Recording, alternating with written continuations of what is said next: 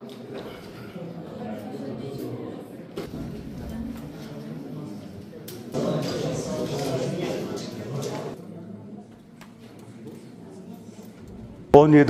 Haziran tarihlerinde Ankara'da bölge baroları olarak hukuki temaslarda bulunduk ve buna ilişkin olarak da gerek Türkiye Büyük Millet Meclisi Başkanı ve gerekse de siyasi parti başkan ve temsilcileriyle daha evvelden bölge barolarıyla hazırlamış olduğumuz bir metni kendilerine açıklayıp sunduk. Buna ilişkin Kürt sorunun çözümü noktasında temel sorunların çözümü noktasında hukuki zeminin nasıl olması gerektiği tartışıldı ve buna ilişkin ayrıntılı içerikleri biz kendilerine sunmuş olduk. Siyasi partiler buna çözüm sürecine oldukça ılımlı yaklaştılar ve çözüm odaklı olduklarını gerçekten de çok samimi bir şekilde izah ettiler ve tarafımıza bildirdiler. Biz de bu çözüm sürecine bakış açılarından kaynaklı süreci hukuki zeminde gene kendimizin de her zaman bu sürece destek olacağımızı beyan ettik.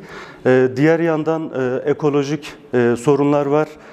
Dicle ve Fırat Havzası'nı kapsayan çok geniş yelpazede HES, RES, GES projeleri gündemde ve buna ilişkin kararnamelerle doğrudan yetki alanı genişletilip hemen hemen bir şekilde doğrudan kararname ile çevre etki değerlendirme yasaları çıkarılmakta ve madencilik faaliyetlerinin önü açılmaktadır.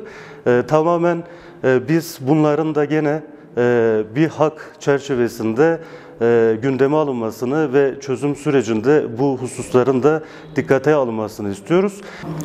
Yani bölge barolarındansa yani Türkiye barolarının bu konuda hassas çalışma yürütmesi gerekmekte. Sadece bölge barolarıyla sınırlı kalınmamasını biz temenni ediyoruz. Türkiye Barolar Birliği'nin de sonuçta yasa değişikliklerinde özellikle yasa izleme ve gözlem heyetlerince söz konusu hadiselere çok yakın mercekte bakmasını istiyoruz. Yani bizim bölge baroları olarak sürece yaklaşımımız açık ve net. Biz doğrudan her türlü diyaloğa açığız. Bunu da gene Türkiye Büyük Millet Meclisi Başkanı her zaman bu konularda işte toplantı alınabileceğini ve bölge baroları ve gerekse diğer barolar olarak her zaman onların hukuki görüşlerinden faydalanabileceklerini izah etmiş. Şöyle tabii bahsettiğiniz gibi tarihi ve önemli bir süreci yaşıyoruz aslında 8-9 aydan beri Türkiye'de. Biz de çok önemsedik tabii bu barış ve demokratik sürecini. Biz 16 baro başkanımızla bunları değerlendirdik ve mecliste bir görüşmenin yapılması hususunda bir ortak irade çıktı ortaya baro başkanları arası, bölge baro başkanları arasında. Nasıl bir yöntem belirleyelim dedik. Öncelikle tabii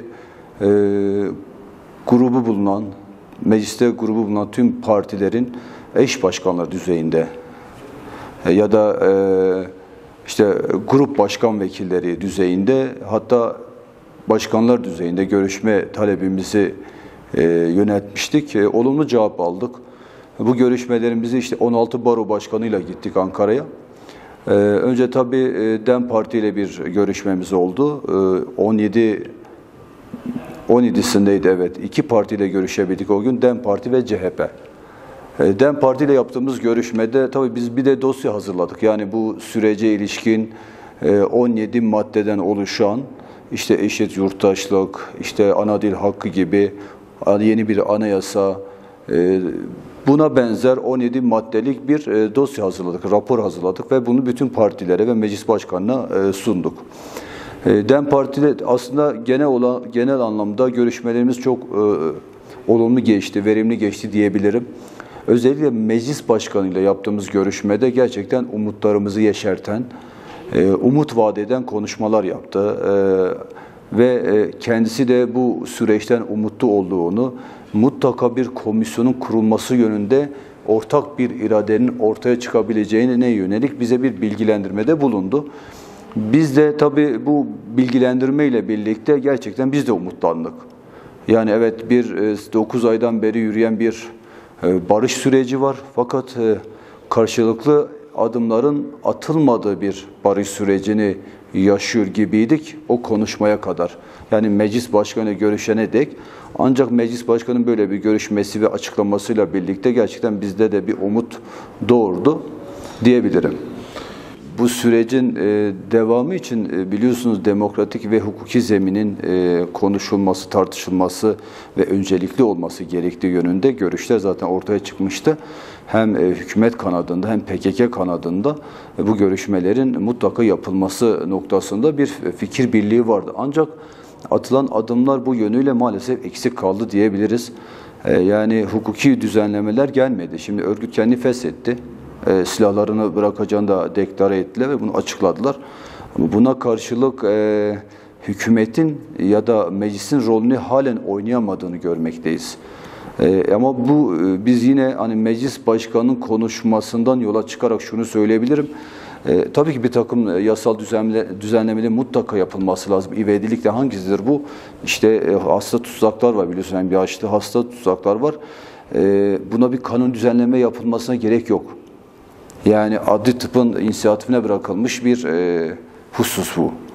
Yani bu yeni bir yasa yapalım, bunları dışarı çıkartalım ya da infaz yasası değişsin diye bir şey de yok, bir kaide de yok bu anlamda, bu konuda. Ama bu işte hani bu ilahi raporu olsun, öyle çıkartalım dışarıda bir düşünce sahip. Yani yasayla olabilir mi diye, bu yasayla alakalı bir durum değil. Yani bu tamamen adli tıbbın inisiyatifine kalan bir husus. Bunun da hükümetin, Cumhur İttifakı'nın, meclisin mutlaka bu konuda bir çözüme gitmesi gerektiğini. Çünkü burada 1000'e yakın hakikaten hasta insanlar var, yüzleri bulan hasta ve tutsak insanlar var. Hasta, bir de yaşlı aynı zamanda. Bunların ivedilikle cezaevlerine çıkartılması lazım ki bu sürecin bir anlamı olsun. Ya da bunun devamı gelsin.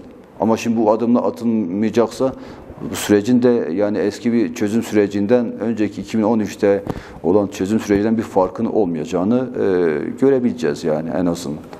Şimdi Sayın Öcalan'ın umut hakkı hiç konuşulmasın demiş, yani bize aktarılan, yani basına yansıyanlığıyla söylüyoruz.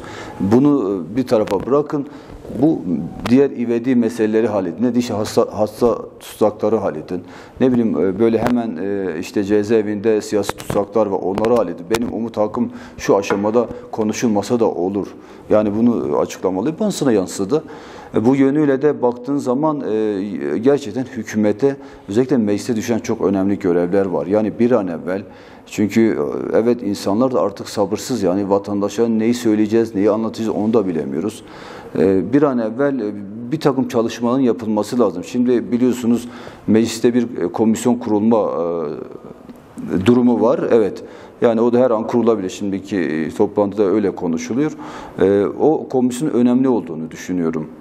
Yani bir an evvel işte bütün partilerin katılımıyla birlikte bir komisyon oluşturulduğu zaman ben bir takım infaz yasasında bir takım değişikliklerin olacağını da umut ediyorum.